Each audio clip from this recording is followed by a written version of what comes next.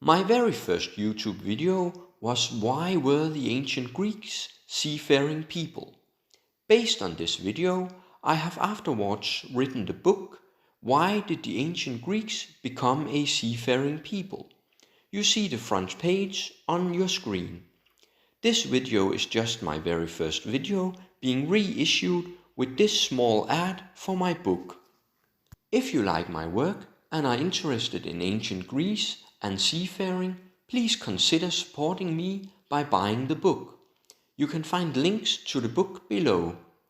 Now, without further ado, here is my original video, which also acts as a teaser for the book. Enjoy! The Mediterranean was the first major body of water to be used for large-scale trade.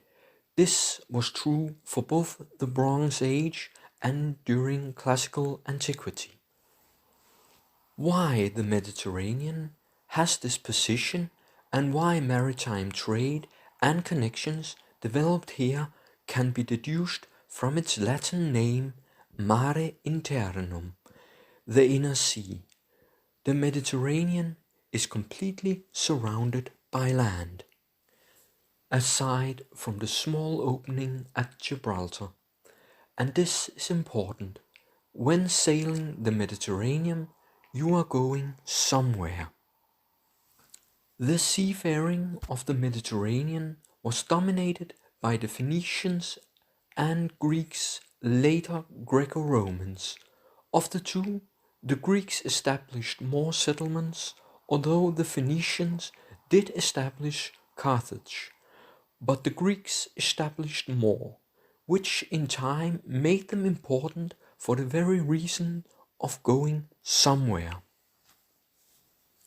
When setting sail, you usually must have a destination, and if you go to trade, it is nice to have a colony of like-minded to sail to and trade with. The colony then trades with the inland, and the ship trades with the colony. It reduces quite a bit of the risk involved when sailing out to trade. Indeed, Plato stated that the Greeks were around the Mediterranean like frogs around a pond. That the Greeks would evolve to this position has a lot to do with Greece itself. The Aegean Sea is in many ways a miniature of the larger Mediterranean around it. The coastline is largely made up of rugged terrain and there are many natural harbors. The valleys and low-lying areas are separated by mountains that are not easily traversed, especially not if you bring large volumes of goods. This makes the sea the natural means by which to transport goods. This is further exacerbated by the large number of islands. The Mediterranean is also surrounded by mountainous areas or deserts to the south and also has many natural harbors. This makes it well suited for maritime transport between areas that are otherwise not easily accessible.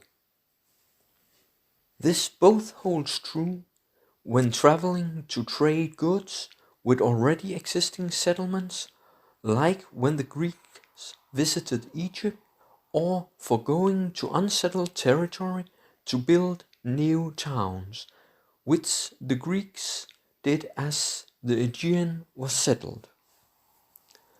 What further made the Mediterranean excellent for trade and settlement is that it straddles the same latitudes, making much of the land similar.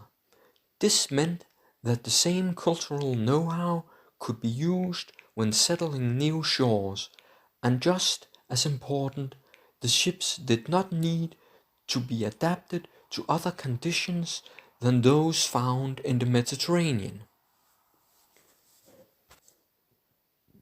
So, the Greeks came to dominate shipping in the Mediterranean due to their extensive settlements and the fact that their homeland was also heavily dependent on maritime activity, and this dependence also explains why the Greeks made their network of settlements. They simply had to. The Phoenicians became excellent traders because they were situated at the very center of the Bronze Age trade routes with Egypt to the south. It was a massive benefit to them to trade up and down the coast of the Levant, and due to transport by ship being much cheaper than over land, it was only natural for this trade system to emerge. The Greeks, however, were originally at the outskirts of the Bronze Age trade system and later on isolated from the Persian Empire that the Phoenicians serviced.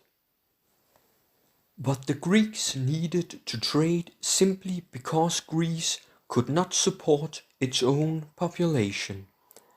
The Egyptians did not need to send population abroad because Egypt could feed its own population and the Phoenician population too.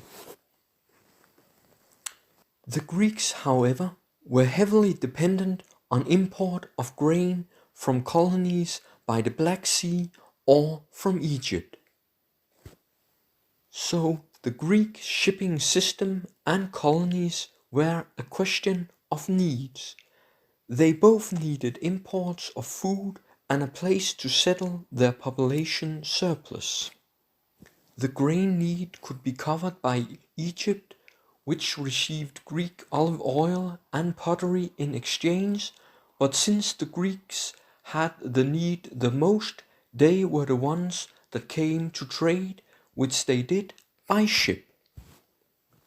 The population surplus was mostly sent to areas that wasn't already that populated, which meant west to Italy and the coasts of the western Mediterranean, and north to the Black Sea, which had the added bonus of giving access to an alternate source of grain, as the inland population was willing to trade grain and other goods for Greek products.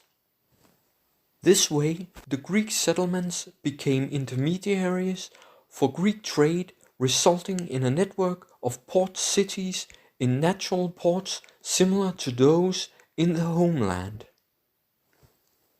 What the Greeks to a large extent did was build a trade network from the bottom up. They did, like the Phoenicians, trade with the old established civilizations, but to a larger extent the Greeks established themselves where there was little trade basis beforehand. Their settlements drew in trade from areas that had been isolated before the establishment of a Greek colony, and thus they grew the trade and connectivity across the Mediterranean as a side effect of dealing with their homeland's inability to deal with their surplus population. This would be further extended with the Hellenistic period, where Egypt and the Levant were also Hellenized, and reached its peak with the Greco-Roman period, where the Phoenician competition ended with the fall of Carthage. The Roman Empire built itself largely on the basis of the Greek system of ports and improved upon the natural ports by also building docks in opus cementitium, also known as Roman concrete. This shows how the costly endeavor that the building of ships is, to a large extent, is a result of a need in the society that builds the ship. The ship is a means to fulfill this need, which is often to get something that is lacking, often food. The exchange is then made in whatever the shipbuilding society can provide, but it is almost always the society with a need that sets sails, whereas the society with a material surplus will not, as it does not have the need to invest in costly ships. The story of the Greek settlement in the Mediterranean and the trade network that spawned from it is a telling tale of this principle that also repeats later in history.